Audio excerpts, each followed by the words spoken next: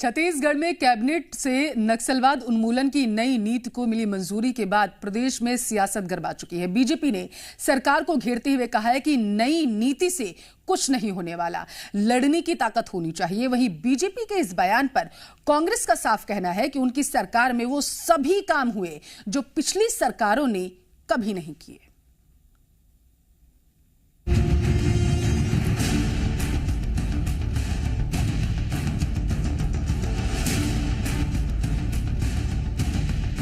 छत्तीसगढ़ में कैबिनेट से नक्सलवाद उन्मूलन की नई नीति को मंजूरी मिल गई है। प्रदेश में नक्सलवाद उन्मूलन की नई नीति को कल बघेल कैबिनेट ने मंजूरी दी। सभी विभागों को नई नीति लागू करने के लिए 60 दिन का समय दिया गया है। लागू होने की तारीख से 5 साल के लिए नई नीति प्रभावी रहेगी। नई नीति में कई तरह के प्रावधान किए गए हैं जो नक्सलवाद उन्मूलन में कारगर हो सकते हैं।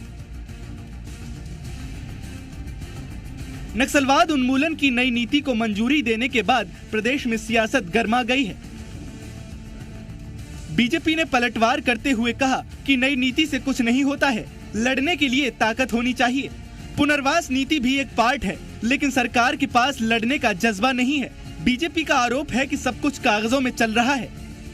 पुनर्वास नीति से कुछ नहीं होता, लड़ने की ताकत से होता है। पुनर्वास नीति एक पार्ट है, लड़ने का जो जज्बा है वो तो है नहीं। सारी चीजें कागज में, नीति बनी है तो वो कागज में है। अभी बीजेपी के तंज पर कैबिनेट मंत्री अमरजीत भगत का बयान सामने आया है। उन्होंने कहा कि नक्सल समस्या के समाधान के लिए हमारी सरकार पूरी तरह गंभीर है। ये बहुत महत्वपूर्ण और अहम कदम है।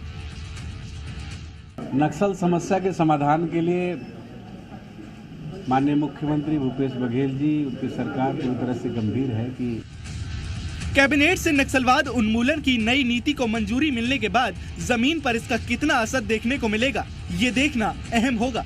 वहीं सवाल ये भी है कि क्या ये फैसला चुनाव के दौरान खास प्रभाव डालेगा। ब्यूरो रिपोर्ट, जी मीडिया। और जी मीडिया संवाददाता सत्यप्रकाश ज्यादा जानकारी के साथ इस मामले पर जुड़ चुके हैं। सत्या, चुनावी साल है, ऐसे में चाहे पक्ष हो चाहे विपक्ष एक दूसरे पर निशाना साध रहे हैं और एक बार फिर से भूपेश सरकार से जो कैबिनेट से नक्सल उन्मूलन की नई नीति को मंजूरी मिली है, इस पर भी अब सियासत शुरू हो चुकी है।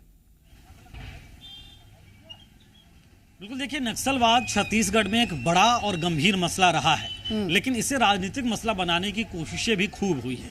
अब तब जबकि इस साल चुनावी साल है और ऐसे में तब जबकि छत्तीसगढ़ में भूपेश बघेल कैबिनेट ने कल ही नक्सलवाद उन्मूलन नीति, मतलब जो नई नीति है, उसको मंजूरी दी है। अब ये विधानसभा में आएगा, उसके बाद पास होगा और फिर उसके बाद हस्ताक्षर होंगे, राज्यपाल के कानून बने, तमाम प्रक्रियाएं होंगी। लेकिन जब से कैबिनेट ने ये फैसला लिया है, इसका अनुमोदन किया है, उसके बाद से ही फिर से सियासी बयानबाजी भी शुरू हो गई है। पूर्व मंत्री अजय चंद्राकर जरूर सवाल उठा रहे हैं और कह रहे हैं कि सिर्फ कागजों में नीति बनाई जाती है, बल्कि धरातल पर उसका इंप्लीमेंट उस तरह से नहीं दिखता या नहीं होता है। हालांकि सरकार की ओर से मंत्री अमरजीत भगत पलटवार भी कर रहे हैं, लेकिन कुल मिलाकर अगर हम इस नीति को देखें तो इस नीति के जरिए जो शहीद परिवार के लोग हैं उनको कहीं ना कहीं और फायदा देने की कोशिश दिखाई देती है, क्योंकि 20 लाख रुपए अतिरिक्त जो है वो शहीदों के परिजनों को कृषि भूमि क्रय करने के लिए दिया जाएगा।